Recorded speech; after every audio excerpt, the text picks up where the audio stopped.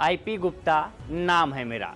अगर इस नाम को आपने बिहार की राजनीति में नहीं सुना होगा तो अब महसूस होगा, आईपी गुप्ता नाम है मेरा। क्योंकि जब वो विधानसभा में पहुंचेगा तो बताएगा कि वो पान समाज के लिए क्या करना चाहता है और क्यों ज़रूरी है पान समाज के लिए काम करना। पान समाज अभी भी कहाँ है, ततुआ समाज किस स्थिति में, किस हालात में बिहार के रह रहे हैं। उसका कहना है कि जो जाति नीचे रह गई उसको कोई पूछने वाला नहीं है। अगर उसका कोई भी प्रतिनिधि अगर इस विधानसभा में होता तो उसकी पूछ जरूर होती, चाहे वो इंडिया गठबंधन करता या महागठबंधन करता। लेकिन उसी के सहारे महागठबंधन ने उसकी पूछ की, महागठबंधन ने अपने साथ रखा। तेजस्वी यादव उनसे दिल्ली में मुलाकात की और तेजस्वी यादव ने पूछा कि आपको कितनी सीटें चाहिए। उन्होंने एक पर्ची थमा दी और बोला कि इसमें से जितनी सीटें आपको देनी है आप दे दीजिए। उनको 3 सीटें दी गई, लेकिन 3 सीटों में सिर्फ एक सीट, जिस सीट से वो खुद चुनावी मैदान में हैं, सहरसा की सीट, वो उसी से चुनाव लड़ रहे थे और वहाँ वो चुनाव लगभग जीत गए हैं। लगभग क्या 36 राउंड के वोटों की गिनती हो चुकी है और उसमें वो 2038 वोटों से आगे चल रहे हैं।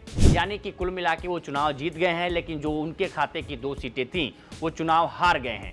लेकिन जो वहाँ प्रदर्शन है वो अच्छा ही रहा, लेकिन महागठबंधन के लिहाज से वो अच्छा नहीं रहा, क्योंकि माना जा रहा था कि पान समाज संख्या में है, अगर वो पूरे के पूरे कन्वर्ट होता है तो महागठबंधन को लाभ होगा, लेकिन ऐसा लाभ होते नहीं दिखा। लेकिन थोड़ा सा ही सही एक उम्मीद की किरण उस समाज के बीच जगी है, क्योंकि उनकी भी पूछ होने लगी है, उनकी बात होने लगी है राजनीति में, और राजनीति के सियासतदान उनके हक की बात करने लगे हैं।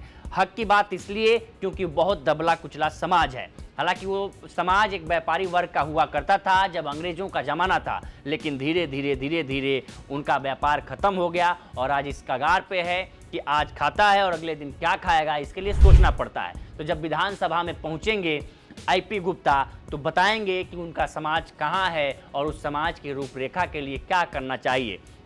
राजनेता जो गद्दी पर बैठे हैं और जब ये समाज उन समाज के ले की समस्याओं को जब विधानसभा में उठाएंगे तो महागठबंधन के लिए भी एक तेजस्वी यादव के एक मजबूत हाथ होंगे। महागठबंधन आज भले हार गया है, लेकिन तेजस्वी यादव हों या आईपी गुप्ता हों, दोनों ने कहा कि हार जीत अलग चीज़ है, लेकिन मुद्दे नहीं छोड़ेंगे, मुद्दे उनके यही रहेंगे। तो जो बीजेपी यहाँ अभी तक लगभग 15 राउंड तक बीजेपी आगे रही इस सीट पे, आलोक रंजन जो 1,12,998 वोट पाए हैं और 2,038 वोटों के मार्जिन से हारे हैं। ये बीजेपी के उम्मीदवार थे जो लगभग 15 से 18 राउंड तक आगे रहे।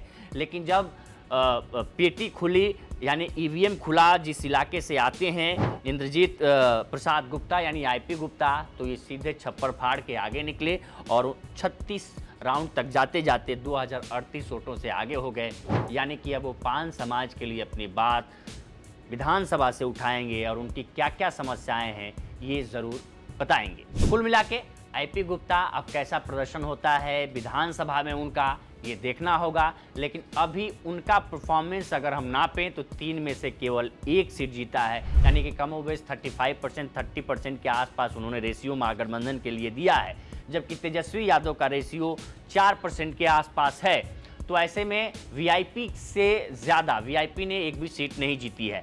वीआईपी लगभग 15 सीटों 16 सीटों पर चुनाव लड़ी थी, लेकिन एक भी सीट नहीं जीती। अगर परफॉर्मेंस के आधार पर देखें तो 3 सीटों में से 1 सीट जीत के इनका अच्छा परफॉर्मेंस है, यानी कि 30% के रेशियो से आईपी गुप्ता चुनाव जीते हैं।